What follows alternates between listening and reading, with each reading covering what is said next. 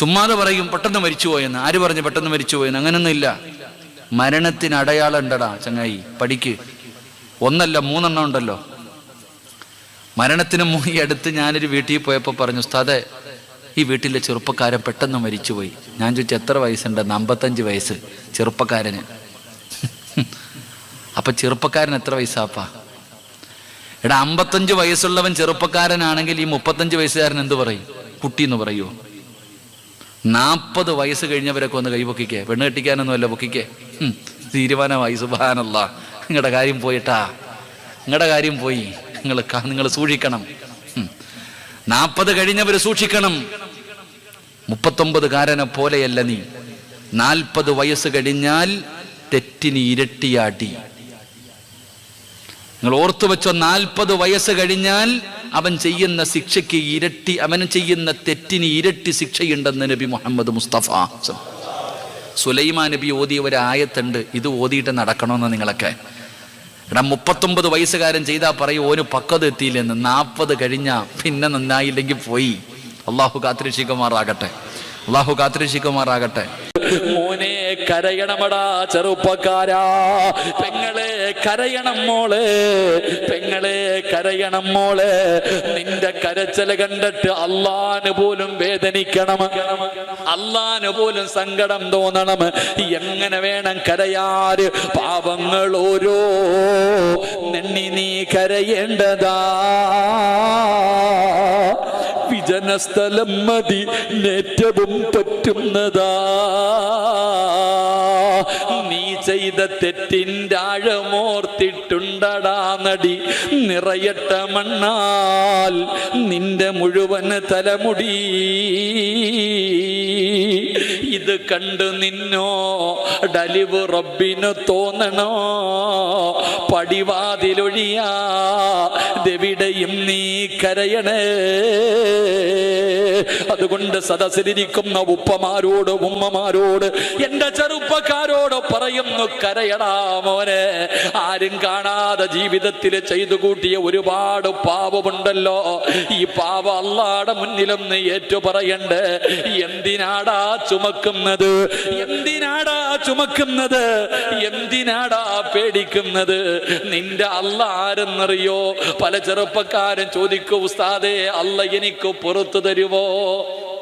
പലരും ചോദിക്കും, ഉസ്താദേ അല്ലാഹ് എനിക്ക് പുറത്തു തരുവോന്ന്. നിന്റെ അല്ലാഹ് ആരെന്നറിയോ? നിന്റെ അല്ലാഹ് ആരെന്നറിയോ? 100 കൊല ചെയ്തവന് പുറത്തു കൊടുത്തവനാ നമ്മുടെ റബ്ബ്. പറയുന്നത് ഒരു വാക്കാണെങ്കിലും അതിനകത്ത് ഇഖ്ലാസ് ഉണ്ടെങ്കിൽ അത് എന്തിനാ? ഒരു അസ്തഗ്ഫിറുല്ലാഹ് പറഞ്ഞാൽ പോരെ? നിന്റെ ജീവിതത്തിൽ പറ്റിപ്പോയ പാപം പൊറുക്കണമെങ്കിൽ ഇഖ്ലാസോടുകൂടി ആത്മാർത്ഥമായിട്ട് ഒരു അസ്തഗ്ഫിറുല്ലാഹ് പറഞ്ഞാൽ മതി. നിന്റെ പാപം മുഴുവനും അള്ളാഹു പുറത്തു തരും. അള്ളാഹു നമുക്ക് ഈമാൻ നൽകുമാറാകട്ടെ. ഒരുപാട് നിലവിളിക്കേണ്ട കാര്യമൊന്നുമില്ല. മഹാനായ കലീമുല്ലാഹി മൂസാ നബി അലൈഹിസ്സലാം, കൊച്ചാപ്പാടെ പേരല്ല ഞാൻ പറഞ്ഞേ, ഒരു നബിയുടെ പേരാ പറഞ്ഞേ. നിന്റെ വിചാരിക്കുന്നു ഏതോ ഇബ്രാഹിമിന്റെ മഹാനായ കലീമുല്ലാഹി മൂസാ നബി അലൈഹിസ്സലാം. മൂസാ നബിയുടെ മുന്നിൽ ജനങ്ങൾ വന്നിട്ട് പറഞ്ഞു, നബിയെ മഴയില്ല, വെള്ളമില്ല, വലിയ ക്ഷാമം, ആർക്കും മനുഷ്യനും കുട്ടികൾക്കും മൃഗങ്ങൾക്ക് പോലും കുടിക്കാൻ വെള്ളമില്ല, അതുകൊണ്ട് നിങ്ങളൊന്ന് ദുആ ചെയ്യ്. മൂസാ നബി അലൈഹിസ്സലാം ജനങ്ങളോട് പറഞ്ഞു, ഒരു ദിവസം നിങ്ങളൊക്കെ ഇന്ന ഗ്രൗണ്ടിൽ കൂടാൻ പറഞ്ഞു. ഒരു ഗ്രൗണ്ടിൽ കൂടാൻ പറഞ്ഞു. അങ്ങനെ ദുആ ചെയ്യേണ്ട ദിവസം മൂസാ നബി അലൈഹിസ്സലാം കടന്നുപോയപ്പോ 70,000-ഓളം വരുന്ന ജനങ്ങൾ ഉണ്ടായിരുന്നെന്നാ ചരിത്രം പറയുന്നത്. 70,000-ഓളം വരുന്ന ജനങ്ങൾ ഒരു മജ്ലിസിൽ ഒരുമിച്ചുകൂടി. മൂസാ നബി അലൈഹിസ്സലാം അള്ളാഹുവിനോട് ദുആ ചെയ്തു, പടച്ചോനെ നീ ഞങ്ങൾക്ക് മഴ തരണേ അല്ലാ, വെള്ളമില്ല അല്ലാ.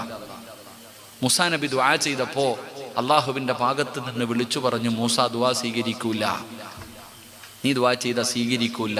എന്തേ അല്ലാ? ഈ ഇരിക്കുന്ന ആൾക്കാരുടെ ഇടയിൽ 40 കൊല്ലമായിട്ട് എന്നെ മറന്നു നടക്കുന്ന ഒരുത്തനിരിപ്പുണ്ട്. 40 വർഷക്കാലമായിട്ട് എന്നെ ധിക്കരിച്ചു കൊണ്ടിരിക്കുന്ന ഒരു മനുഷ്യൻ ഈ മജ്ലിസിൽ ഇരിക്കുന്നുണ്ട്. അവൻ അവിടെ നിന്ന് എഴുന്നേറ്റ് പോകാതെ ഈ ദുആയ്ക്ക് ഉത്തരമുണ്ടാകില്ല. മൂസാ നബി അലൈഹിസ്സലാം അവിടെ നിന്ന് തൻ്റെ മുന്നിലിരിക്കുന്ന 70,000-ഓളം വരുന്ന ജനങ്ങളോട് വിളിച്ചു പറഞ്ഞു, ഈ കൂട്ടത്തിൽ 40 കൊല്ലമായിട്ട് അള്ളാഹുവിനെ മറന്ന് നടക്കുന്ന ഒരു മനുഷ്യൻ ഇരിപ്പുണ്ട്, അവൻ എഴുന്നേറ്റ് പോകണം. അവൻ എഴുന്നേറ്റ് പോയാലേ മഴ പെയ്യത്തുള്ളൂ, എഴുന്നേറ്റ് പോകണം. മൂസാ നബി അലൈഹിസ്സലാം ഇത് പറയുമ്പോൾ ജനങ്ങൾ അങ്ങോട്ടും ഇങ്ങോട്ടും നോക്കുക, ആരാ അല്ലാഹ് ഈ ഇത്രയും വലിയ മോശക്കാരൻ? 40 കൊല്ലമായിട്ട് അള്ളാഹുവിനെ മറന്നു നടക്കുന്ന ഈ മനുഷ്യനാര എല്ലാവരും അങ്ങോട്ടും ഇങ്ങോട്ടും നോക്കുകയാ. എൻ്റെ പ്രിയപ്പെട്ട സഹോദരങ്ങളെ, അപ്പം ഈ 40 കൊല്ലമായിട്ട് അള്ളാനെ മറന്നു നടക്കുന്നവനും ആ കൂട്ടത്തിലുണ്ട്. ഓം വിചാരിച്ചു, അല്ലാ എന്നെ കുറിച്ചാണല്ലോ ഈ പറയണേ. ഞാനിപ്പോൾ ഇവിടെ നിന്ന് എഴുന്നേറ്റ് പോയാൽ എല്ലാവരും എന്നെ അറിയും, ഞാൻ നാണം കെടും, ഇനി ജീവിച്ചിരുന്നിട്ട് കാര്യമില്ല. എല്ലാവരുടെ മുന്നിൽ ഞാൻ നാണം കെട്ടുപോകും. പടച്ചവനെ അള്ളാഹുവേ, ഇനി എഴുന്നേറ്റ് പോകാതിരുന്ന മഴയും പെയ്യൂല. അപ്പം ഈ മനുഷ്യൻ ചിന്തിച്ചു, ഞാൻ ഇത്രയും വലിയ വൃത്തികെട്ടവനാണോ? ഞാൻ ഇത്രയും വലിയ പാപിയാണോ? ഇത്രയും വലിയ മോശക്കാരനാണോ? ആ മനുഷ്യനൊരു കുറ്റബോധം തോന്നി. ആ മനുഷ്യൻ, ചരിത്രം പറയുന്നു, ആ മനുഷ്യനൊരു കുറ്റബോധം തോന്നി. ഈ മനുഷ്യൻ 2 മുട്ടുകാലിലേക്ക് തൻ്റെ തല താഴ്ത്തി വെച്ചു. തൻ്റെ മുഖം ഇങ്ങനെ മണ്ണിലേക്ക് നോക്കുന്ന രീതിയിൽ ഇങ്ങനെ തല താഴ്ത്തി വെച്ചു. എന്നിട്ട് ഈ മനുഷ്യൻ അള്ളാഹുവിനോട് പറഞ്ഞു, പടച്ചവനെ, ജീവിതത്തിൽ ഒരുപാട് പാപങ്ങൾ ചെയ്തു പോയി റബ്ബേ. ഇന്നുവരെ ഞാൻ ചെയ്തത് മുഴുവനും പാപമാണ്. എങ്ങനെയാണ് ഇത് നിന്നോട് എടുത്തു പറയേണ്ടതെന്ന് പോലും എനിക്കറിയില്ല. എങ്ങനെയാണ് തൗബ ചെയ്യേണ്ടതെന്ന് പോലും എനിക്കറിയില്ല അല്ലാ. ഞാൻ അത്രയ്ക്കും പാപം ചെയ്തവനാ. ഈ മനുഷ്യൻ അള്ളാഹുവിനോട് പറയുകയാ, പടച്ചവനെ, ഇനി ഒരിക്കലും ഞാൻ ചെയ്യില്ല അല്ലാ. അള്ളാഹുവേ, ഇനി ഒരിക്കലും ഞാൻ ചെയ്യില്ല അല്ലാ. ഈ മനുഷ്യൻ അള്ളാഹുവിനോട് തന്റെ തല താഴ്ത്തി വെച്ചിട്ട് പറയുന്നു, അല്ലാ, ജീവിതത്തിൽ ഒരുപാട് പാപങ്ങൾ ചെയ്തു പോയി റബ്ബേ. അല്ലാഹുവേ, ഈ ചെയ്ത പാപം എങ്ങനെയാണ് നിന്റെ മുന്നിലേറ്റു പറയേണ്ടതെന്ന് പോലും എനിക്കറിയില്ല. അതുകൊണ്ട് നാഥാ, ഇനി ഒരിക്കലും ചെയ്യില്ല അല്ലാ, ഇനി ഒരിക്കലും ചെയ്യില്ല അല്ലാ. ഈ മനുഷ്യനടുത്തിരുന്ന ആളുപോലും കേൾക്കാതെ റബ്ബിനോട് പറയുകയാണ്, ഇനി ഒരിക്കലും ചെയ്യില്ല തമ്പുരാന്. എന്നിട്ട് ആ മനുഷ്യൻ അല്ലാഹുവോട് പറയുന്നു, നാഥാ, എന്റെ തൗബ നീ സ്വീകരിച്ചാൽ, എന്റെ തൗബ നീ സ്വീകരിച്ചാൽ മഴ തരണേ അല്ലാ, മഴ തരണേ അല്ലാ. ഈ പാപിയായ മനുഷ്യൻ അല്ലാഹുവിനോട് ദുആ ചെയ്യുമ്പോ ആകാശത്ത് കാർമേഘങ്ങൾ കടന്നു വരികയാണ്. ജനങ്ങൾ മുഴുവനും സന്തോഷം കൊണ്ട് തുള്ളിച്ചാടുകയാണ്. ആകാശത്ത് നിന്ന് മഴത്തുള്ളികൾ ഭൂമിയുടെ മടിത്തട്ടിലേക്ക് പെയ്തിറങ്ങുകയാണ്. അല്ലാഹുവേ, ജനങ്ങൾ മുഴുവനും സന്തോഷത്തോടെ തന്റെ വീടുകളിലേക്ക് ഓടുകയാണ്. പക്ഷേ മൂസാ നബി ചിന്തിക്കുന്നു, അല്ലാ, ഇവിടെ നിന്ന് ആരും എഴുന്നേറ്റ് പോയില്ലല്ലോ, പിന്നെ എങ്ങനെയാണ് മഴ പെയ്തത്? പിന്നെ എങ്ങനെയാണ് മഴ പെയ്തത്? അതാ വരുന്ന മുഖറബുൽ അംലാക്ക് മലക്ക് ജിബ്രീൽ അലൈഹിസ്സലാം എന്നിട്ട് പറയുന്ന, മൂസാ നബിയേ, ആ മനുഷ്യന് തൗബ ചെയ്തതിന്റെ സന്തോഷത്തിൽ അല്ലാഹു മഴ തന്നതാണ് നബിയേ. എന്റെ പ്രിയപ്പെട്ടവരെ, പറയുന്നത് ഇഖ്ലാസ് ഉണ്ടോ? പറയുന്നത് ചെറിയ വാക്കാണെങ്കിലും അതിനകത്ത് ഇഖ്ലാസ് ഉണ്ടെങ്കിൽ നിന്റെ ദുആയിക്ക് ഉത്തരമുണ്ട്. അതുകൊണ്ട് എന്റെ പ്രിയപ്പെട്ടവരോട് പറയുകയാണ്, അല്ലാഹുവിന്റെ മലക്കുകളെ നിനക്കും നിന്റെ കുടുംബത്തിനും സ്വർഗം കിട്ടുന്നതിന് വേണ്ടി അല്ലാഹുവിനോട് ദുആ ചെയ്യുന്ന ഒന്നാമത്തെ വിഭാഗമാരാ, ജീവിതത്തിൽ പറ്റിപ്പോയ പിഴവുകളുണ്ടല്ലോ, അല്ലാഹുവിനോട് പശ്ചാത്തപിക്കുന്നവരാ, അല്ലാഹുവിനോട് എടുത്തു പറയുന്നവരാ.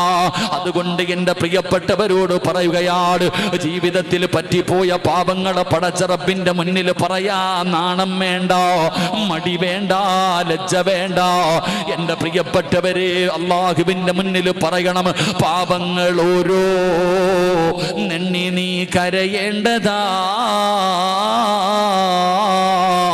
വിജനസ്ഥലം മതി നേറ്റവും പറ്റുന്നതാ, നീ ചെയ്ത തെറ്റിൻ്റെ ആഴമോർത്തിട്ടുണ്ടടാ നടി, നിറയട്ട മണ്ണാൽ നിന്റെ മുഴുവൻ തലമുടി, ഇത് കണ്ടു നിന്നോ ഡലിവ് റബ്ബിനു തോന്നണം, പടിവാതിലൊഴിയാതെവിടെയും നീ കരയണേ. അതുകൊണ്ട് അള്ളാഹുവിന്റെ മുന്നിൽ കള്ള് കുടിച്ചെങ്കിൽ കുടിച്ചെന്ന് പറ, വ്യഭിചരിച്ചെങ്കിൽ വ്യഭിചരിച്ചെന്ന് പറ, നിസ്കാരം മുടക്കിയെങ്കിൽ മുടക്കിയെന്ന് പറ, ജീവിതം തുലച്ചെങ്കിൽ തുലച്ചെന്ന് പറ, മോഷണം നടത്തിയെങ്കിൽ മോഷണം നടത്തിയതെന്ന് പറ, അഹങ്കാരം കാണിച്ചെങ്കിൽ അഹങ്കാരം കാണിച്ചെന്ന് പറ. ജീവിതത്തിൽ പറ്റിപ്പോയ പാപം പടച്ച റബ്ബിന്റെ ദർബാറിലേക്ക് ഇരു കരങ്ങൾ ഉയർത്തിയിട്ട് നീ അള്ളാന്റെ മുന്നിൽ തൗബ ചെയ്ത് മടങ്ങിയ അള്ളാഹുവിന്റെ മലക്കുകളുടെ ദുആ നിനക്ക് ലഭിക്കുമെന്ന് അള്ളാന്റെ വിശുദ്ധ ഖുർആൻ. എന്റെ പ്രിയപ്പെട്ടവരെ, വിശദീകരിക്കുന്നില്ല. രണ്ടാമത്തെ വിഭാഗം ആരെന്നറിയുമോ? അള്ളാഹുവിന്റെ പ്രവാചകൻ എവിടെന്ന് പറയുകയാണ്, പരിശുദ്ധമായ ഖുർആൻ എവിടെന്ന് പറഞ്ഞു തരികയാ. രണ്ടാമത്തെ വിഭാഗമാരാ? ഇഹ്ദിനസ് സിറാത്തൽ മുസ്തഖീം സിറാത്തൽ ലദീന അൻഅംത അലൈഹിം ഗൈറിൽ മഗ്ളൂബി അലൈഹിം വലല്ലാലീൻ.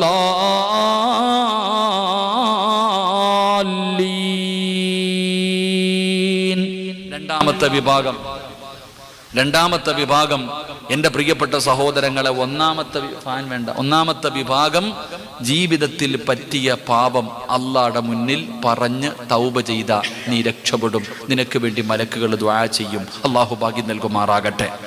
2, പള്ളിയിലെ ഇമാമ് ഫാത്തിഹ ഓതി വലല്ലാലീൻ ആമീൻ എന്ന് പറയുന്ന സമയം, ഇമാമ് ഫാത്തിഹ ഓതിക്കഴിഞ്ഞാൽ ആമീൻ പറയുമല്ലോ. ആ ആമീൻ പറയുന്ന സമയം നിന്റെ ആമീനും അള്ളാഹുവിൻ്റെ മലക്കുകളുടെ ആമീനും യോജിച്ച നീ രക്ഷപ്പെട്ടു. അള്ളാഹു ആ കൂട്ടത്തിൽ നമ്മളെ പെടുത്തുമാറാകട്ടെ. ഇമാമ് ഫാത്തിഹ ഓതുവല്ലോ, ഫാത്തിഹ ഓതിയിട്ട് വലല്ലാലീൻ, ഇമാമ് ആമീൻ പറയണതിന് മുമ്പേ നമ്മൾ പറയും. ഇമാമ് ആമീൻ പറയണതിന് മുമ്പേ നമ്മൾ പറയും. നമുക്ക് സ്പീഡ് കൂടുതലാ. ഉസ്താദ് പറയേണ്ട അതിനു മുമ്പേ. നിങ്ങൾ കണ്ടിട്ടില്ലേ, ഇമാമ് റുക്കൂയിൽ നിന്ന് എഴുന്നേറ്റിട്ട് നിൽക്കുമ്പോൾ തന്നെ സുജൂദി കിടക്കണ വാക്കാമരില്ലേ? ഇമാമ് റുക്കൂയിൽ നിന്ന് എഴുന്നേറ്റ് സമയം അല്ലാഹു ലിമൻ ഹമിദ നിൽക്കുമ്പോഴത്തേക്ക് തന്നെ ദാ താഴെ പോയിട്ട് കിടക്ക. ഇമാമ് പുറകെ വരുന്നുണ്ട്, സുജൂദിന് പോയി കാത്തു കിടക്ക. പാവം. എന്ത് നിസ്കാരം! അള്ളാഹു നമുക്ക് ഈമാൻ നൽകുമാറാകട്ടെ. നമ്മുടെ നിസ്കാരം കണ്ടിട്ട് ഇബിലീസ് തന്നെ നോക്കുക, ഇവ എന്താ അല്ലാഹ് ചെയ്യണേന്ന്. നമ്മുടെയൊക്കെ നിസ്കാരം കണ്ടിട്ടെ ഇബിലീസിന് തന്നെ ചിരിയാ വരണേ. ഇവ ഈ അള്ളാനെ കളിയാക്കുന്ന കണ്ടിട്ട് അവൻ തന്നെ നിന്ന് ചിരിക്കുക. അങ്ങനത്തെ നിസ്കാരമാണ് നമ്മുടെ നിസ്കാരം. നമുക്കറിയില്ല എൻ്റെ വില. എടാ, ഇങ്ങനെ ഇമാമിന് മുമ്പേ പോകുന്നവൻ നാളെ പരലോകത്ത് പന്നിയുടെ കോലത്തിലെങ്ങാണ്ട വരുമെന്നാ. പന്നിയുടെ കോലത്തിൽ നമ്മുടെ നിസ്കാരം അറിയാലോ അല്ലേ? ഫവൈലുൽ ലിൽ മുസല്ലീൻ, വൈലെന്ന് പറയണ നരകം നിസ്കരിക്കുന്നവനെന്നാ. അള്ളാഹു നമ്മളെ കാക്കുമാറാകട്ടെ. നമ്മുടെയൊക്കെ നിസ്കാരം പറയാതിരിക്കലാ നല്ലത്. നമ്മുടെയൊക്കെ നിസ്കാരം എന്ന് പറഞ്ഞാൽ കോമഡി. അള്ളാനെ ഇങ്ങനെ കളിയാക്ക, അള്ളാടെ മുന്നിൽ പോയി നിന്നിട്ട് അള്ളാനെ കളിയാക്കുന്നവരാ നമ്മൾ. അള്ളാഹു നമ്മളെ കാത്തിരക്ഷിക്കുമാറാകട്ടെ. നിസ്കാരം നമുക്ക് കളിയാ സഹോദര, തമാശ, ഓടി ചെല്ലുക, കാക്ക കൊത്തുന്ന പോലെ കൊത്ത ഓടുക, ഇറങ്ങി. ഇതൊക്കെ നമ്മുടെ നിസ്കാരം. നിസ്കാരത്തിൻ്റെ വിലയും അതിടാ. മനുഷ്യ, നിനക്കറിയോ നിസ്കാരം എന്ന് പറഞ്ഞാൽ ഒരാൾ മുസല്ലയിൽ 2 റക്അത്ത് നിസ്കരിച്ചിട്ട് നാളെ ഒരു മനുഷ്യൻ രാവിലെ പോയി സുബഹി നിസ്കരിച്ചിട്ട് നിസ്കാരപ്പായിൽ നിന്ന് എഴുന്നേൽക്കുമ്പോൾ മലക്കുകൾ അവനെ കെട്ടിപ്പിടിക്കും. അള്ളാന്റെ മലക്കുകൾ അവനെ കെട്ടിപ്പിടിച്ചിട്ട് പറയും, നീ സ്വർഗത്തിന്റെ അവകാശിയാ. ഒരാൾ നിസ്കാരം കഴിഞ്ഞ് നിസ്കാരപ്പായിൽ നിന്ന് എഴുന്നേൽക്കുമ്പോൾ മലക്കുകൾ അവന്റെ കയ്യിൽ പിടിച്ചിട്ട് പറയും, നിന്റെ പേര് സ്വർഗത്തിന്റെ മുന്നിൽ എഴുതി വെച്ചിട്ടുണ്ട്, നീ മരിച്ച സ്വർഗത്തിലാ, നീ പൊക്കോ എന്ന് പറഞ്ഞിട്ടാ പറഞ്ഞുവിടാ. ചിലരോട് പറയും, എടാ നശിച്ചവനെ, നിന്റെ പേര് നരകത്തിന്റെ മുന്നിൽ എഴുതി വെച്ചിട്ടുണ്ടടാ, അടുത്ത വക്കത്തിന് മുമ്പ് നീ തീർന്നാ നീ നരകത്തിലാ. അള്ളാഹു നമ്മളെ കാക്കുമാറാകട്ടെ. നിസ്കാരപ്പായിൽ നിന്ന് എഴുന്നേക്കുമ്പോ ഇത് പറഞ്ഞിട്ടാ മലക്ക് വിടുന്നേ. അതാ നിസ്കാരം. നമുക്ക് കളി. നമുക്ക് നിസ്കാരം എന്ന് പറഞ്ഞാൽ കളിയാ. എൻ്റെ പ്രിയപ്പെട്ടവരെ, മഹാനായ സയ്യിദുന ഉമർ ഇബ്നുൽ ഖത്താബ് റളിയല്ലാഹു തആല അൻഹു, ഇസ്ലാമിൻ്റെ 2ാമത്തെ ഖലീഫയാ ഉമർ തങ്ങൾ മസ്ജിദുൻ നബവിയിൽ നിസ്കരിച്ചു കൊണ്ടിരിക്കുകയാ. ഖലീഫയാ. മരണത്തിന്റെ അടയാളം പറഞ്ഞു തരട്ടെ? ധൈര്യണ്ടാ? അറ്റാക്കൊന്നും വരത്തില്ലല്ലോ. ശരി, ഞാൻ പറഞ്ഞു തരാം. ഇവിടെ എങ്ങനെ ഖബർ നേരത്തെ വെട്ടിയിടുവോ? എത്ര എണ്ണമൊക്കെ ഉണ്ടാവും? 2 എണ്ണേ ഉള്ളോ? പറ്റുമെങ്കിൽ പോയി വെട്ടിക്കോ. നിനക്ക് തന്നെ പറഞ്ഞാൽ നീ തന്നെ വെട്ടിയിട അളവിന്.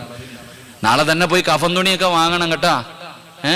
ചിലപ്പോൾ നിന്റെ നീളത്തിന് കിട്ടിയില്ലെങ്കിലോ. താത്താമാരൊക്കെ ഇവിടെ ടൗൺ ഏതാ ഉള്ളത്? പേരാമ്പ്ര ഏതാ? ഏത് നല്ല ടൗൺ ആണെങ്കിലും പോയി കഫൻ തുണി വാങ്ങിച്ചു വെച്ചോ, അള്ളാഹു നല്ല മരണം തരുമാറാകട്ടെ. അവിടെ എന്തിപ്പോൾ താത്താമാർ വിളമ്പണത്? അടികൊള്ളുന്നത് ചെണ്ട, പണം വാങ്ങുന്നത് മാരാര്, വഴുതു പറയുന്ന ഉസ്താദിന് പച്ചവെള്ളം, കേൾക്കാൻ വന്നതിന് ചായം കടിയും. ബക്കറ്റ് അവിടെ വെച്ചിട്ടിരുന്നു. ആദ്യം അടയാളം കേക്ക്, പിന്നെ ബക്കറ്റ് ഇങ്ങിതാ ബക്കറ്റ് ഇങ്ങ് കൊണ്ടുപോവാ. ആദ്യം പള്ളിക്കുഴി പോയാൽ സമയമായോ നോക്കാം. ഇങ്ങിതാ ബിസ്മില്ലാ, അവിടെ പോയി ഇവിടെ കയറി ഇരുന്നോ. ഷാ ബക്കറ്റ് വരുമ്പോഴല്ലേ ഓടാൻ പറ്റൂ, അസറായിൽ വരുമ്പോൾ ഓടാൻ പറ്റില്ലല്ലോ. റെഡിയല്ലേ? നിങ്ങൾ എന്താ കേക്ക് മനുഷ്യ, റെഡിയല്ലേ? ഈ ഗർഭിണി പെണ്ണുങ്ങൾ ഇരിക്കണ പോലെ ഇരിക്കാതെ നേരെ ഇരുന്നേ. ഇതിലെ പ്രസവ വാർഡിൽ വെട്ടിയിട്ടതുപോലെ ഇരിക്കാതെ നേരെ ഇരിക്കുക. മരണത്തിൻ്റെ അടയാളം പറയണേ. ഇനി നിൽക്കണോ ഇരിക്കണോ എന്ന് നിങ്ങൾ തീരുമാനിക്കുക. ഞാൻ വെറുതെ പറഞ്ഞതല്ല. മരണത്തിൻ്റെ ഒന്നാമത്തെ അടയാളം എന്തെന്നറിയോ? നിങ്ങളുടെ തലയിലും താടിയിലെയും കറുത്ത രോമങ്ങൾക്കിടയിൽ ഈ എവിടെയെങ്കിലും ഒരു വെള്ള കാണുന്നുണ്ടെങ്കിൽ, ഒരു വെള്ള രോമം നിന്റെ താടിയിലും നിന്റെ തലയിലും ഉണ്ടെങ്കിൽ അത് നിന്റെ ഒടുക്കത്തെ യാത്രയുടെ അടയാളമാ. ഒരുങ്ങിക്കോ. അള്ളാഹു നമുക്ക് ഈമാൻ നൽകുമാറാകട്ടെ. ഉറക്കപ്പറ അല്ലാഹ് ഈമാൻ നൽകുമാറാകട്ടെ. എന്താ അടയാളം? ഒരു രോമം നരച്ചിട്ടുണ്ടോ നിന്റെയൊക്കെ തലയിലും താടിയിലും? പുറകോട്ടൊന്നും നോക്കണില്ല, കാരണം എല്ലാം വെട്ടാൻ നിർത്തിയിരിക്കുക. ഒരു രോമം നരച്ചിട്ടുണ്ടോ നിന്റെ തലയിലും നിന്റെ താടിയിലും? ബയാദു ശഅരിക ബഅദ സവാദി. നിന്റെ ഒരു രോമമെങ്കിലും നരച്ചിട്ടുണ്ടെങ്കിൽ, ഞാൻ വെറുതെ പറഞ്ഞതല്ല. മഹാനായ സയ്യിദന ഉമർ ഇബ്നുൽ ഖത്താബ് റളിയല്ലാഹു തആല അൻഹു ഒരു മനുഷ്യനെ കൂലിക്ക് നിർത്തി. എന്തിനെന്നറിയോ? മരിക്കുമെന്ന് പറയാൻ വേണ്ടി മാത്രം. ചിരിക്കുന്നത് കണ്ടാ വന്നിട്ട് പറയും, ഉമറ നീ മരിക്കും കേട്ടോ എന്ന് പറയാൻ വേണ്ടി മാത്രം ഒരാളെ പൈസ കൊടുത്ത് നിർത്തി. ഒരു ദിവസം വിളിച്ചിട്ട് പറഞ്ഞു, നിന്നെ പിരിച്ചുവിട്ടിരിക്കുന്നു. ഞാൻ എന്ത് തെറ്റ് ചെയ്തതിൻ്റെ പേരില്ല. നീ ഒരു തെറ്റും ചെയ്തില്ല. ഇനി മരണത്തെക്കുറിച്ച് ഓർമ്മപ്പെടുത്താൻ ആള് വേണ്ട. ഇനി മരണത്തെക്കുറിച്ച് ഓർമ്മപ്പെടുത്താൻ ആള് വേണ്ട. എൻ്റെ താടിയിലെ ഒരു രോമം നരച്ചു, ഇനി ഇത് പറഞ്ഞു തരും ഞാൻ മരിക്കുമെന്ന്. അള്ളാഹു നമുക്ക് ഈമാൻ നൽകുമാറാകട്ടെ. നബി സല്ലല്ലാഹു അലൈഹി വസല്ലമ തങ്ങൾ വഫാത്താകുമ്പോൾ 17 or 19 മുടിയെ നരച്ചിട്ടുണ്ടായിരുന്നുള്ളൂ. നിന്റെ 60 നരച്ചു. നിന്റെ 60 നരച്ചു. ക്ലീൻ ഷേവ് അടിച്ചിട്ട് നടക്കുക. എന്തിനാ? കിളവാന്ന് നാട്ടുകാർ വിളിക്കാതിരിക്കാൻ. പിന്നെ മൈലാഞ്ചി ഇടുന്നവരുണ്ട്, പെയിന്റ് അടിക്കുന്നവരുണ്ട്. നിങ്ങൾ കുടിച്ചോ, കുഴപ്പമില്ല. അള്ളാഹു ഈമാൻ നൽകുമാറാകട്ടെ. അപ്പൊ ഏകദേശം തീരുമാനമായില്ലേ? ഏകദേശം തീരുമാനമായില്ലേ? സന്തോഷമായില്ലേ? ഇനി ബാക്കി 2 എണ്ണം കൂടെ പറഞ്ഞിട്ട് അറ്റാക്ക് വരുത്തുന്നില്ല. അള്ളാഹു ഈമാൻ നൽകുമാറാകട്ടെ. മസ്ജിദിൻ അള്ളാഹുവിന്റെ പള്ളി റസൂലുള്ള മഹാനായ ഉമർ ഇബ്നുൽ ഖത്താബ് റളിയല്ലാഹു തആല അൻഹു പള്ളിക്കകത്ത് ഇമാമത്ത് നിൽക്കുക. സുബഹി നിസ്കരിച്ചിട്ട് സൂറത്തു ത്വാഹയാണ് പാരായണം ചെയ്യുന്നത്. നിസ്കരിച്ചു കൊണ്ടിരുന്നപ്പോഴാ ഒരുത്തൻ പള്ളിക്കകത്ത് കയറി വന്നത്. അബൂ ലുഅ്ലുഅ മജൂസിയായ മനുഷ്യൻ പള്ളിക്കകത്ത് കയറി വന്നിട്ട് ഇമാമിന്റെ അടിവയറ്റിൽ കത്തികേറ്റി. ഖലീഫയാ, നിങ്ങൾ മനസ്സിലാക്ക്. പള്ളിയിലെ ഇമാമിന്റെ അടിവയറ്റിൽ കത്തികേറ്റി കുത്തി ഇറക്കി. എന്നിട്ട് ഇവൻ ഇറങ്ങിപ്പോകുമ്പോൾ പള്ളിക്കകത്ത് നിസ്കരിച്ചു കൊണ്ടിരുന്ന 7ഓളം വരുന്ന സ്വഹാബികൾ കുത്തുകൊണ്ട് താഴെ വീണു. 7ഓളം വരുന്ന സ്വഹാബികളെയും കുത്തി. എന്നിട്ടാ ഇവൻ ഇറങ്ങിപ്പോയേ. നിങ്ങൾ മനസ്സിലാക്ക്, ആ പള്ളിക്കകത്ത് നിസ്കരിച്ചു കൊണ്ടിരുന്ന ഒരൊറ്റ മനുഷ്യൻ പോലും കൈയഴിച്ചില്ല. അല്ലാഹ് ആ പള്ളിക്കകത്ത് നിസ്കരിച്ചു കൊണ്ടിരുന്ന ഒരൊറ്റ മനുഷ്യൻ പോലും ആ കെട്ടിയെ കൈയഴിക്കാൻ തയ്യാറായില്ല. കാരണം എന്തേ? അല്ലാഹുടെ മുന്നിലാ നിൽക്കണേ. എന്റെ പ്രിയപ്പെട്ടവരെ, ആ പള്ളിക്കകത്ത് ഇസ്ലാമിന്റെ ഖലീഫ, എന്റെ പ്രിയപ്പെട്ടവരെ, ഉമർ ഇബ്നുൽ ഖത്താബ് റളിയല്ലാഹു തആല അൻഹു നിസ്കാരത്തിന് വേണ്ടി നിൽക്കാൻ കഴിയാതെ വന്നപ്പോ അവിടെന്ന് വിളിച്ചു, അല്ലാഹു അക്ബർ, അല്ലാഹു അക്ബർ, അല്ലാഹു അക്ബർ. ആരെങ്കിലും ഒന്ന് കേറി ഇമാമത്ത് നിൽക്കണേ, എനിക്ക് നിസ്കരിക്കാൻ കഴിയുന്നില്ല. ആരെങ്കിലും എന്റെ എന്നാ നിൽക്കുന്ന സ്ഥലത്തൊന്ന് കേറി നിൽക്കണേ. ചരിത്രം പറയുന്ന പുറകെ നിന്ന സ്വഹാബി അബ്ദുറഹ്മാൻ ഇബ്നു ഔഫ് തങ്ങളാണെന്ന് തോന്നുന്നു. ഏതോ ഒരു സ്വഹാബി മുന്നിലേക്ക് കയറി. ഉമർ തങ്ങളെ കാലിന്റെ ചുവട്ടിൽ കിടന്ന് മരണപ്രാളത്തിൽ പിടയുകയാണ്. അപ്പോഴും നിസ്കരിക്കുകയാണ്. കാരണം എന്തെന്നറിയുമോ? കൈ കെട്ടികെട്ട് പറഞ്ഞത് എന്തെന്നറിയുമോ? ആരുടെ മുന്നിലാണ് നിൽക്കുന്നതെന്നറിയുമോ? ഈ പ്രപഞ്ചം മുഴുവൻ വടക്കി ഭരിക്കുന്ന രാജാതിരാജനായ മലിക്കുൽ ജബ്ബാറായ സർവാധിനാഥനായ സർവാധിപരനായ ഈ ലോകത്തിന്റെ അധിപനായ അല്ലാഹുവിന്റെ മുന്നിലാ കൈകെട്ടി നിൽക്കുന്നത്. കൈകെട്ടികെട്ടു പറഞ്ഞതെന്താണ്? ഇന്ന സ്വലാത്തി വനുസുകി വമഹ്യായ വമമാതി സർവ്വതും നിനക്കുള്ളതാ അല്ലാ എന്ന് പറഞ്ഞിട്ടാ നീ കൈകെട്ടിയത്. അതുകൊണ്ട് നമസ്കാരം കളിയല്ല, നമസ്കാരം തമാശയല്ല. ഒരാള് നിസ്കാരം കഴിഞ്ഞ് മുസല്ലയിൽ നിന്ന് എഴുന്നേക്കുമ്പോ ഒന്നുകിൽ അവന് സ്വർഗത്തിലാ, അല്ലെങ്കിൽ അവൻ നരകത്തിലാണെന്ന് ആദരവായ പ്രവാചകൻ നബി മുഹമ്മദ് മുസ്തഫ സ്വല്ലല്ലാഹു അലൈഹി വസല്ലമ തങ്ങൾ അവിടെന്ന് പറഞ്ഞു തരുമ്പോൾ, എന്റെ പ്രിയപ്പെട്ടവരെ, അല്ലാഹുവിന്റെ മലക്കുകളുടെ ദുആ കിട്ടുന്ന, അല്ലാഹുവിന്റെ മലക്കിന്റെ ദുആ കിട്ടുന്ന രണ്ടാമത്തെ വിഭാഗമാരാ? പള്ളിയിലെ ഉസ്താദ് അവിടുന്ന് ദുആ, അല്ലാഹുവേ പള്ളിയിലെ ഉസ്താദ് അവിടുന്ന് ഫാത്തിഹ ബോധമല്ലോ, വലല്ലാലീൻ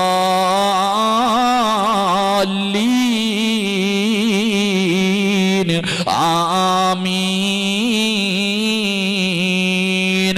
എന്റെ പ്രിയപ്പെട്ടവരെ, ഇമാം ഫാത്തിഹ ബോധിക്കഴിയുമ്പോ അവിടെ ആമീൻ പറയുമല്ലോ. നിങ്ങളും പറയണേ, നിങ്ങളും പറയണേ.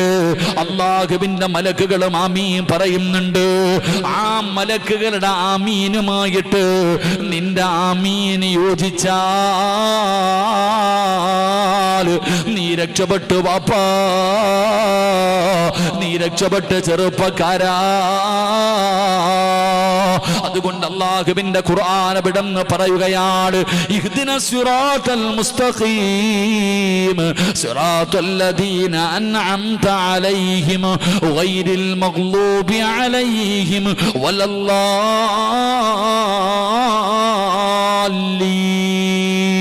പടച്ചവനെ, ഇമാമിന്റെ ആമീൻ, ഇമാം ഫാത്തിഹ മോദിയിട്ട് ആമീൻ പറയുമ്പോ നിങ്ങളും ആമീൻ പറയണേ.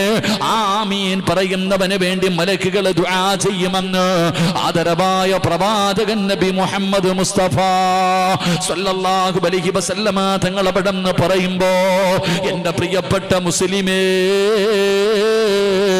അല്ലാഹുവിന്റെ പ്രവാചകൻ അവിടെന്ന് മൂന്നാമതായി പറഞ്ഞു തരികയാ, അല്ലാഹുവിന്റെ റസൂൽ അവിടെന്ന് മൂന്നാമതായി പറഞ്ഞു തരികയാ, അല്ലാഹുവിന്റെ മലക്കുകളുടെ ദുആ കിട്ടുന്ന മൂന്നാമത്തെ മനുഷ്യനാരാ? നിസ്കരിക്കാത്തവരാരുമില്ലല്ലോ, നിസ്കരിക്കാത്തവരാരുമില്ലല്ലോ. എന്റെ പ്രിയപ്പെട്ടവരെ, നമസ്കാരം കഴിഞ്ഞാൽ എഴുന്നേറ്റ് പോടല്ലേ, എഴുന്നേറ്റ് പോടല്ലേ.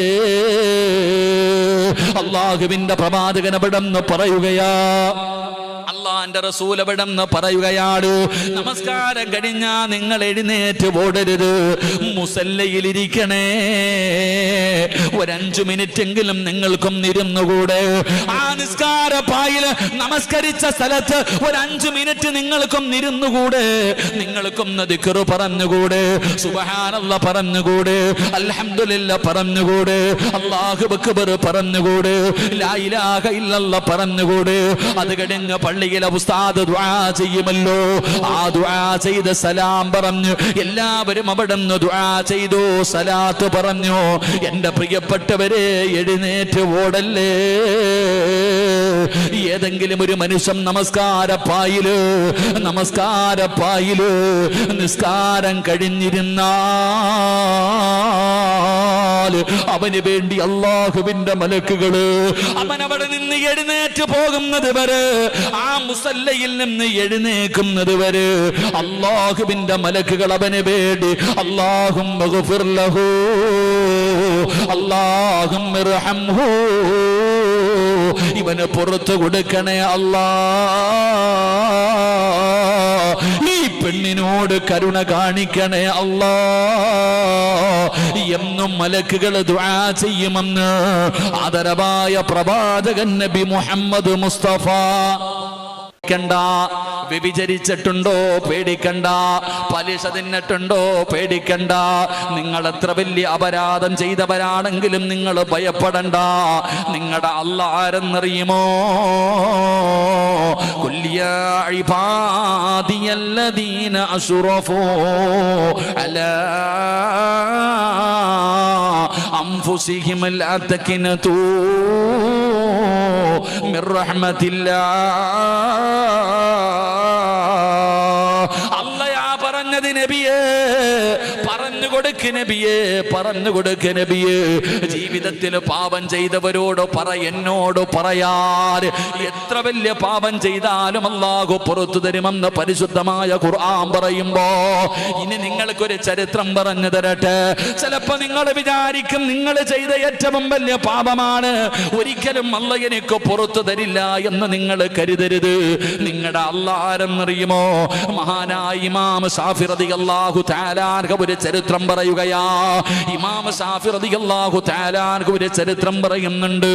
എന്റെ പ്രിയപ്പെട്ടവരെ, ഏത് ചരിത്രമെന്നറിയുമോ? മഹാനായ സയ്യിദുനാ ഉമർ ഇബ്നുൽ ഖത്താബ് റളിയല്ലാഹു തആല അൻഹു, അല്ലാഹുവിന്റെ പ്രവാചകന്റെ വീടിനകത്തേക്ക് ഉമർ തങ്ങൾ കടന്നു വരികയാണ്. അല്ലാഹുവിന്റെ റസൂലിന്റെ വീടിന്റെ അകത്തേക്ക് ഉമർ ഇബ്നുൽ ഖത്താബ് തങ്ങൾ കടന്നു വരികയാ. ഉമർ തങ്ങൾ കരയുന്നുണ്ട്, ഉമർ തങ്ങൾ കരയുന്നുണ്ട്. അല്ലാഹുവിന്റെ പ്രവാചകൻ അവിടെന്ന് ചോദിക്കുന്നു, ഉമറേ, നീ എന്തിനാ കരയുന്നത്? നിനക്കെന്താണ് സംഭവിച്ചത്? യാ റസൂലല്ലാഹ്, അല്ലാഹുവിന്റെ നബിയേ, ഒരു ചെറുപ്പക്കാരൻ നിന്ന് കരഞ്ഞുകൊണ്ട് ദുആ ചെയ്യുകയാ. ഒരു ചെറുപ്പക്കാരൻ നിന്ന് കരഞ്ഞുകൊണ്ട് ദുആ ചെയ്യുകയാ. അവന്റെ കരച്ചിൽ കണ്ടിട്ട് കരഞ്ഞതാണ് നബിയേ. അല്ലാഹുവിന്റെ പ്രവാചകനോട് ഉമർ തങ്ങൾ പറയുമ്പോ റസൂലുള്ളാഹി തങ്ങൾക്ക് വല്ലാത്ത അത്ഭുതമാവുകയാണ്. ഇതാരാ പറയുന്നത്? കിസ്റയെയും കൈസറിനെയും വിറപ്പിച്ച ഉമർ ഇബ്നുൽ ഖത്താബ് റളിയല്ലാഹു തആല അൻഹു. ഉമർ തങ്ങൾ വരുന്ന വഴിയിലൂടെ ഇബ്ലീസിന് പോലും നടക്കാൻ പേടിയാണ്. അങ്ങനെയുള്ള ഉമറിനെ കരയിപ്പിച്ചതാരാ? അല്ലാഹുവിന്റെ പ്രവാചകൻ പറഞ്ഞു, ആ ചെറുപ്പക്കാരനെ വിളിച്ചു കൊണ്ടുവരാൻ. ആ ചെറുപ്പക്കാരനെ വിളിച്ചു കൊണ്ടുവരാൻ പറയുകയാ. അള്ളാന്റെ റസൂലിന്റെ മുന്നിലേക്ക് ഒരു ചെറുപ്പക്കാരനെ കൊണ്ടുവരപ്പെട്ടു. റസൂലുള്ള ചോദിച്ചു, എന്തിനാ മോനെ കരയുന്നത്? ഒരുപാട് നാളുകൾ കൊണ്ട് നീ കരയുകയാണല്ലോ, എന്താണ് നിനക്ക് സംഭവിച്ചത്? അല്ലാഹുവിന്റെ പ്രവാചകൻ അവിടെ നിന്ന് ചോദിക്കുമ്പോ ആ ചെറുപ്പക്കാരൻ പറയുന്നു, യാ റസൂലല്ലാഹ്, അല്ലാഹുവിന്റെ നബിയേ, എന്റെ ജോലി എന്തായിരുന്നെന്നറിയുമോ നബിയേ? എന്റെ നാട്ടിൽ ആരെങ്കിലും മരണപ്പെട്ട് കഴിഞ്ഞാൽ അവരുടെ മയ്യത്ത് കുളിപ്പിക്കുവാനും മയ്യത്ത് നമസ്കരിക്കുവാനും കബറടക്കുവാനും ഞാൻ എല്ലാ കാര്യങ്ങൾക്കും അവരുടെ കൂടെ നടക്കുകയാണ്. അവസാനം മയ്യത്ത് നമസ്കാരം കഴിഞ്ഞ് പള്ളിപ്പറമ്പിൽ 6 അടി മണ്ണിനകത്ത് മയ്യത്തിറക്കി വെച്ച് പലകയിടത്ത് നിരത്തിയിട്ട് മണ്ണിട്ട് മൂടിയിട്ട് എല്ലാവരും കബറിന്റെ ചാരത്ത് നിന്നും മടങ്ങി പോകുമ്പോ അവസാനം പോകുന്നത് ഞാനാണ് നബിയേ. ഏറ്റവും അവസാനം പോകുന്നത് ഞാനാ. എന്തിനെന്നറിയുമോ? കബറിന്റെ മുകളിൽ അടയാളം വെക്കുകയാ. കബറിന്റെ മുകളിൽ ഒരു അടയാളം വെക്കുകയാണ്. എന്നിട്ട് തിരിച്ച് തന്റെ വീട്ടിലേക്ക് കടന്നുപോയി. പാതിരാത്രി നാട്ടുകാർ മുഴുവനും ഉറങ്ങിക്കിടിയുമ്പോ മണ്ണ് കുടിക്കുന്ന ആയുധവും എടുത്തുകൊണ്ട് അടയാളം വെച്ച കബറിന്റെ ചാരത്ത് പാതിരാത്രി കടന്നു വന്നിട്ട് മണ്ണുകൾ വെട്ടിമാറ്റുകയാണ്, പലകയെടുത്തു മാറ്റുകയാണ്. കബറിനകത്തിറങ്ങിയിട്ട് മയ്യത്തിന്റെ ശരീരത്ത് ധരിപ്പിച്ചിരിക്കുന്ന പുതിയ കഫൻ തുണിയുണ്ടല്ലോ, അതടിച്ചെടുക്കും നബിയേ. കഫൻ തുണികൾ അവിടെ നിന്ന് അടിച്ചെടുക്കുകയാണ്. എന്നിട്ട് കബറിന്റെ മുകളിൽ കയറി പഴയതുപോലെ മണ്ണിട്ട് മൂടിയിട്ട് ഈ കഫൻ തുണി കൊണ്ടുപോയി കഴുകി വൃത്തിയാക്കി പട്ടണത്തിൽ കൊണ്ട് വിൽക്കുന്ന കള്ളനാണ് നബിയേ. എന്റെ നാട്ടിലെ ഖബർസ്ഥാനിൽ കിടക്കുന്ന മയ്യത്തുകൾ നഗ്നരാണ് നബിയേ. അല്ലാഹുവിന്റെ പ്രവാചകന്റെ മുന്നിൽ കരഞ്ഞുകൊണ്ട് ഈ ചെറുപ്പക്കാരൻ പറയുമ്പോ റസൂലുള്ള പറഞ്ഞു, അല്ലാഹു നിനക്ക് പുറത്തു തരട്ടെ, അല്ലാഹു നിനക്ക് പുറത്തു തരട്ടെ എന്ന് പറഞ്ഞുകൊണ്ട് പ്രവാചകൻ അവിടെ നിന്ന് സമാധാനിപ്പിക്കുമ്പോ താഴെ കിടക്കുന്ന മണ്ണുവാരി തന്റെ തലയുടെ മുകളിലിടുകയാ.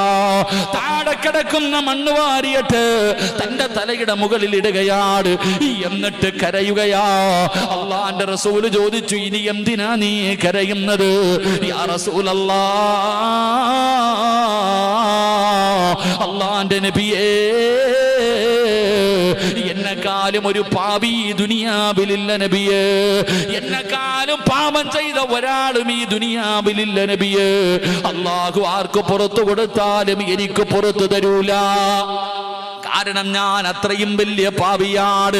അള്ളാന്റെ റസൂലിനോട് പറയുമ്പോ പ്രവാചകൻ അവിടെ നിന്ന് ചോദിച്ചു, നീ നിന്റെ ജീവിതത്തിൽ ചെയ്ത പാപമെന്താ? ആ സമയത്ത് ആ ചെറുപ്പക്കാരൻ പറഞ്ഞു, നബിയേ, എന്റെ നാട്ടിലൊരു സ്വാലിഹത്തായ യുവത്വത്തിന്റെ നടുവിലൂടെ നടന്നു പോകുന്ന ഒരു ചെറുപ്പക്കാരിയായ പെണ്ണ് പെടന്നു മരണപ്പെടുകയാ.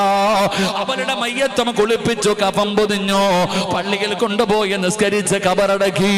അടയാളം വെച്ച കബറിന്റെ ചാരത്ത് നിന്നും മടങ്ങിപ്പോയി.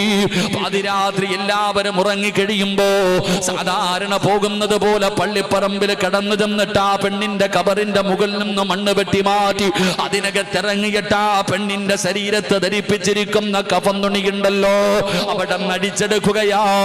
എന്നിട്ട് കബറിൽ മണ്ണിട്ട് മൂടിയിട്ട് മീസാങ്കല്ലുകൾ നിരത്തി വെച്ചിരിക്കുന്ന മൈലാഞ്ചി ചെടികളുള്ള ആത്മാക്കളുടെ ലോകമായ ഖബർസ്ഥാനിലൂടെ ഈ ചെറുപ്പക്കാരൻ ഇങ്ങനെ നടന്നു പോവുകയാണ്. കുറച്ചങ്ങ് മുന്നോട്ട് നടന്നു കഴിഞ്ഞപ്പോ, യാ റസൂലല്ലാഹ്, അല്ലാഹുവിന്റെ നബിയേ, ഒരു തുണ്ട് വസ്ത്രം പോലുമില്ലാതെ, ഒരു നൂൽബന്ധം പോലുമില്ലാതെ ഖബറിന്റെ അകത്ത് കിടക്കുന്ന പെണ്ണിനെ എനിക്ക് ഓർമ്മ വന്നു നബിയേ, എനിക്ക് അവളെ ഓർമ്മ വന്നു നബിയേ. രണ്ടാമതും ഓടുകയാ. ഖബറിന്റെ ചാരത്ത് ചെന്ന് മണ്ണുകൾ വെട്ടി മാറ്റി, പലകയെടുത്ത് മാറ്റി, എന്നിട്ട് ഖബറിനകത്തിറങ്ങുകയാ. ഖബറിനകത്തിറങ്ങിയിട്ട് ഒരു നൂൽബന്ധം പോലും ഇല്ലാതെ ഖബറിനകത്ത് മരിച്ചു കിടക്കുന്ന പെണ്ണിനെ കണ്ടപ്പോ എനിക്ക് അവളോട് മോഹം തോന്നി നബിയേ, എനിക്ക് അവളോട് ആഗ്രഹം തോന്നി നബിയേ. ഞാനവളെ കേറി പിടിച്ചു നബിയേ. ഉമർ തങ്ങള് താഴെ വീഴുകയാ. അല്ലാഹുവിന്റെ പ്രവാചകന്റെ കൈകാലുകൾ തളർന്നു പോയി. പടച്ചവനെ, ഖബറിനകത്ത് കിടന്നിട്ട് മയ്യത്തിനെ വ്യഭിചരിച്ചവരാ ഈ ചെറുപ്പക്കാരൻ. അല്ലാഹുവിന്റെ പ്രവാചകനോട് ഇവിടെന്ന് പറയുമ്പോ റസൂലുള്ളാഹി തങ്ങളുടെ കണ്ടടത്തിലൂടെ കണ്ണുനീരുകൾ താടിരോമത്തിലൂടെ ഒഴുകാൻ തുടങ്ങി. എന്തൊരു പാപമാ അല്ലാഹ്! ഖബറിനകത്ത് കിടന്നിട്ട് മയ്യത്തിനെ പോലും വെറുതെ വിടാത്ത മനുഷ്യനാണ് ഈ മനുഷ്യനാണ്. അല്ലാഹുവിന്റെ പ്രവാചകന്റെ മുന്നില് മുത്തുനബി കരഞ്ഞുകൊണ്ടിരിക്കുമ്പോൾ, അല്ലാഹുവിന്റെ റസൂല് കരഞ്ഞുകൊണ്ടിരിക്കുമ്പോ ഈ ചെറുപ്പക്കാരൻ ചോദിക്കുന്നു, യാ റസൂലല്ലാഹ്, അല്ലാഹുവിന്റെ നബിയേ, ഫഹല്ലി മിനത്ത് തൗബാ, അല്ലാഹു എനിക്ക് പുറത്തു തരുവോ നബിയേ? അല്ല എനിക്ക് പുറത്തു തരുമോ? ആരാ ചോദിക്കുന്നത്? ഖബറിനകത്ത് കിടന്ന മയ്യത്തിനെ വ്യഭിചരിച്ച മനുഷ്യനാണ്. അല്ലാഹുവിന്റെ റസൂല് പറഞ്ഞതെന്തെന്നറിയോ? റബ്ബിനോട് ദുആ ചെയ്തടാ. അല്ലാഹുവിന്റെ മുന്നിൽ പൊട്ടിക്കരഞ്ഞിട്ട് ജീവിതത്തിൽ ചെയ്തു പോയ പാപങ്ങൾ അല്ലാഹുവിനോട് ഏറ്റു പറഞ്ഞു. ഖുൽ യാ ഇബാദിയല്ലദീന അസ്റഫൂ അലാ അൻഫുസിഹിം ലാ തഖ്നതൂ മിർ റഹ്മത്തില്ലാഹ്. എനിക്ക് നിങ്ങളോടും പറയാൻ അതാവുള്ളത്, നിങ്ങൾ അത്ര വലിയ പാപം ചെയ്തവരല്ലല്ലോ, പിന്നെ എന്തിനാ പേടിക്കുന്നത്? റബ്ബിനോടൊന്ന് പറഞ്ഞുകൂടെ, അല്ലാഹുവിനോടൊന്ന് പറഞ്ഞുകൂടെ? പലരും പറയും, ഉസ്താദേ ഞാൻ ദുആ ചെയ്താ സ്വീകരിക്കുന്നില്ലല്ലോ. എടാ, സ്വീകരിക്കാത്തതിന്റെ കാരണം എന്തെന്നറിയോ? വെറുതെ കിടന്ന് വിളിച്ചു കൂവിയിട്ട് കാര്യമില്ല. പറയേണ്ടത് പോലെ പറ ചെറുപ്പക്കാരാ, പെങ്ങള് പറയേണ്ടത് പോലെ പറ പൊന്നുമോള്. പൊറുക്കന്റെ പാപം സയ്യിദി വെറുക്കാതെ പൊറുക്കുന്നവനാരുണ്ട് നീയല്ലാതെ. ഇഹലോക ആർഭാടങ്ങളെന്നെ വലച്ചതാ, നഫ്സെന്ന ഉന്തി തെല്ലി വിട്ടു ചതിച്ചതാ. അല്ലാതെ ധിക്കരിച്ചല്ല റബ്ബേ നിന്നെ, അതുകൊണ്ട് ആട്ടരുതിലാഹേ എന്നെ. അല്ലാഹുവോട് പറയേണ്ടത് പോലെ പറഞ്ഞോ, അല്ലാഹുവോട് പറയേണ്ടത് പോലെ പറഞ്ഞോ. അല്ലാഹുവോട് പറയേണ്ടത് എന്തെന്നറിയുമോ? പൊറുക്കന്റെ പാപം സയ്യിദി വെറുക്കാതെ പൊറുക്കുന്നവനാരുണ്ട് നീയല്ലാതെ. ഈ ലോകത്ത് ഏറ്റവും കൂടുതൽ പാപം പൊറുക്കുന്നവൻ നീയാ അല്ലാഹ്. നീ എൻ്റെ റബ്ബാണ്, നീ എൻ്റെ റബ്ബാണ്, ഞാൻ നിന്റെ അടിമയാണ്. അല്ലാഹുവേ, അടിമ യജമാനനോടല്ലാതെ ആരോട് പറയാനാ അല്ലാഹ്? പെട്ടുപോയി റബ്ബേ, പെട്ടുപോയി റബ്ബേ, ശൈത്താൻ ചതിച്ചതാ. അള്ളാഹിനോട് ദുആ ചെയ്യേണ്ടത് വെറുതെ കിടന്ന് വിളിച്ചു വീട്ട് കാര്യമൊന്നുമില്ല. പറയേണ്ടത് പോലെ അള്ളാഹിനോട് പറയണം. കള്ളു കുടിച്ചിട്ട് നീ നിന്റെ ജീവിതത്തിൽ പറ്റിപ്പോയ പാപം അള്ളാഹിനോട് പറയണം. പടച്ചവനെ, ഈ ലോകത്ത് ഏറ്റവും കൂടുതൽ പൊറുക്കുന്നവൻ നീയാ, നീ അല്ലാതെ ഈ ലോകത്ത് വേറെ ആരുമില്ലല്ലാ. പടച്ചവനെ, പറ്റിപ്പോയി റബ്ബേ. സാഹചര്യം, സന്ദർഭം, ഇബിലീസ്, നഫ്സ് എല്ലാവരും ഞങ്ങളെ കൊണ്ട് ചതിച്ചതല്ല, അല്ലാതെ അള്ള ധിക്കാരത്തോടു കൂടി ചെയ്തതല്ല. പടച്ചവനെ, നീ ഞാൻ ചെയ്യുന്നത് നീ കണ്ട എനിക്കൊരു ചുക്കുമില്ല എന്ന് പറഞ്ഞിട്ട് ചെയ്തതല്ല അല്ല, പെട്ടുപോയതാ അല്ല, നീ എനിക്ക് പുറത്തുതാ. പറയേണ്ടത് പോലെ അള്ളഹാനോട് പറ, അല്ലാതെ നിലവിളിക്കണ്ട, വിളിച്ചു കൂവണ്ട. നമുക്കങ്ങനെയാണല്ലോ, നിലവിളിയും ബഹളവും ഉണ്ട്. നമ്മുടെ ദുആ അങ്ങനെ ചെയ്യാൻ പാടില്ല, കടന്നു വിളിച്ചു കൂവരുത്. നബി സല്ലല്ലാഹു അലൈഹി വസല്ലമ തങ്ങള് അവിടെ നിന്നൊരു സ്വഹാബി ഇരുന്ന് വലിയതായിട്ട് ദുആ ചെയ്യാ, പൊട്ടിക്കരഞ്ഞിങ്ങനെ നിലവിളിച്ച് ദുആ ചെയ്യുക. അപ്പോഴാ അള്ളാഹിൻ്റെ റസൂൽ സല്ലല്ലാഹു അലൈഹി വസല്ലമ തങ്ങൾ പറഞ്ഞു, ആ ചെറുപ്പക്കാരനോട് പോയി പറയാൻ, അവൻ വിളിക്കുന്ന റബ്ബിന് ചെവി കേൾക്കുമെന്നൊന്ന് പറയാൻ. നമ്മളെങ്ങനെ നാട്ടുകാർ കേൾക്കണം നമ്മുടെ ദുആ, കുടുംബസമേതം ഇരുന്നിട്ട് ദുആ ചെയ്യണത് അയൽവാസി പോലും കേൾക്കണം, വിളിച്ചു പോവുക, അങ്ങനെ ആവശ്യമൊന്നുമില്ല. പറയുന്നത് ഒരു വാക്കാണെങ്കിലും അതിൽ ആത്മാർത്ഥത വേണം.